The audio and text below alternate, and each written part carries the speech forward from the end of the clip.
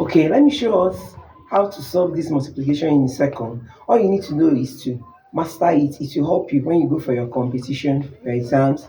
Okay, let's go. Let's solve this in a second. Let's go. Multiplication by 11, that's the first step or the first trick. What you just do is to spread out the number you're multiplying. Here we have 23. So I'll spread it out like this, 2 and 3. Then to get the middle, I'll add up. 2 plus 3 will give us 5. So our final answer here is 253.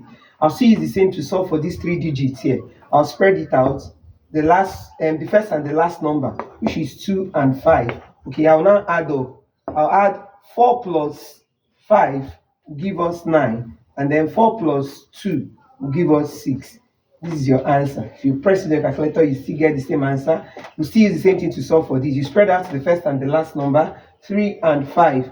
Okay, we'll add up this. 2 plus 5 will give us 7. And then 2 plus 3 will give us 5. This is what you get as your answer. Okay, now let me show us another method again, which is when you are solving with the same number.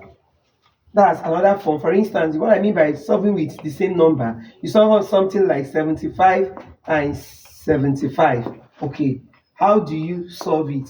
Okay, now this is 5 times 5. We have what? 25. Now, coming to this place, instead of doing 7 times 7, you multiply 7 with the next number that follows, which is 8. We have 7 times 8, which is equals to what? 56. So 56 is here. If you press with this your calculator, you find that this is the answer. So if you apply it in another form, let's say 85 times 85.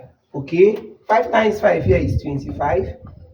It will now be 8 times 9. Okay, 8 times 9 is 72. If you press with your calculator, you still get the same answer. Okay, now let me show us the third one.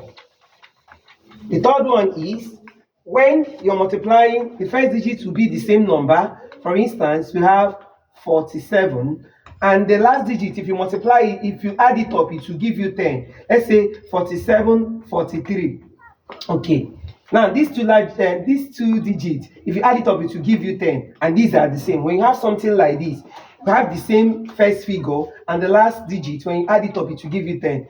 You do it this way. Okay, now we have 7 times 3 will give us what? 21. Now 4 times, we'll not do 4 times 4, we'll multiply 4 with the next number, which is 5. 4 times 5. 4 times 5 will give us what? 20. If you use your calculator and press, this is what you will get.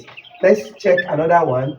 We have 36 and 34. You find out that if you add up these 6 and 4, it will still give you 10. Okay, so 6 times 4 will give us what? 24. Now instead of doing 3 times 3, we'll now do 3 times the next number, which is 4. 3 times 4 will give us what? 12. This is what you get as your answer when you press with your calculator. Okay, now this format that you see me use here, it was invented firstly by the Babylonians. So they used it and it worked out for them. I hope having come this far, you've learned something. Please do well to like, subscribe, and comment in our comment section. It will help us to go a long way to produce more videos that will help you a lot. Because when you want to go for your exams, you always go with the trick so that you meet up with the time. Thank you. See you in our next video. Bye.